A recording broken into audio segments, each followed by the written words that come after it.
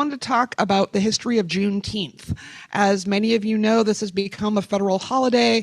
We will be celebrating it on the 20th, but I thought it was important to say a little bit about the history of it, because I think a lot of people don't really understand what it's about and why it's significant. And so I'm just going to take a few minutes. My talk is adapted primarily from a Smithsonian Magazine article that was done, Juneteenth, Our Other Independence Day, and also the Smithsonian's National Museum of African American History and Culture, a blog post, The Historical Legacy of Juneteenth.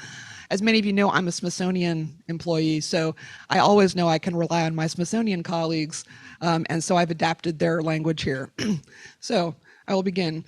For centuries, slavery was the dark stain on America's soul, the deep contradiction to the nation's founding ideals of life, liberty, and the pursuit of happiness, and all men are created equal.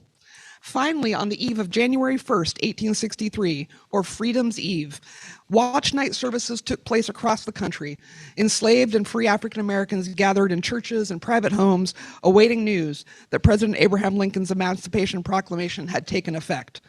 At the stroke of midnight, prayers were answered as all enslaved people, note, in the Confederate States, were declared legally free. Union soldiers, including black soldiers, marched onto southern plantations and across cities under Union control, reading copies of the Emancipation Proclamation to spread the news of freedom. However, even though the Emancipation Proclamation went into effect at the beginning of 1863, it could not be enforced in places still under Confederate Army control. Bear in mind, this is still midway through the American Civil War. In Texas, which was the westernmost of the Confederate states, people did not receive news of Confederate General Robert E. Lee's April 1865 surrender at Appomattox, Virginia, until 2 months after the fact. Finally, Union General Gordon Granger arrived in Galveston Bay, Texas, with more than 2,000 Union troops. And on June 19th, he publicly read General Order No. 3, which began, quote, "The people of Texas are informed that in accordance with the proclamation from the Executive of the United States, all slaves are free," end quote.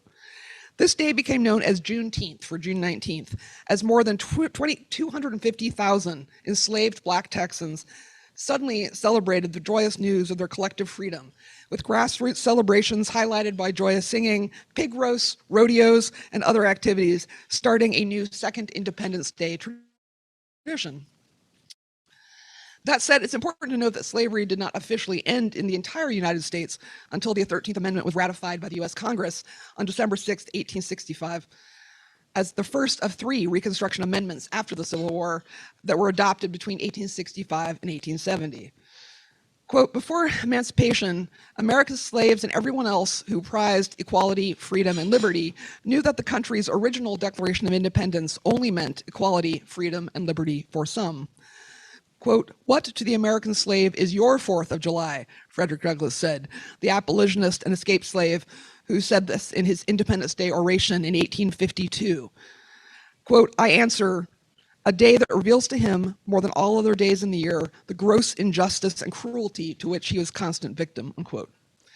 To celebrate their own day of independence, Juneteenth took root in many African American communities during the late 19th and early 20th centuries, but the holiday never received official recognition or respect. In the bitterness of the post-Civil War period known as Reconstruction, which ran about 1865 to 1877, and then, of course, the unfortunate Jim Crow era, which ran from 1877 through at least the 1950s and into the 1960s with civil rights acts, few states of the former Confederacy had any interest in celebrating emancipation or even acknowledging it. And as many African Americans migrated north, especially during the Depression, Juneteenth became a largely forgotten vestige of the Civil War and Reconstruction era. Quote, "Juneteenth doesn't mark a document, a battle, a birthday, or a national tragedy, but the fundamental promise of America being more completely realized, the day on which Thomas Jefferson's rousing rhetoric finally rang true throughout America for all Americans," unquote. Thanks to it finally being recognized as a federal holiday last year, I hope that Americans of all races and backgrounds will not only appreciate, but also embrace Juneteenth as our nation's second Independence Day. Thank you.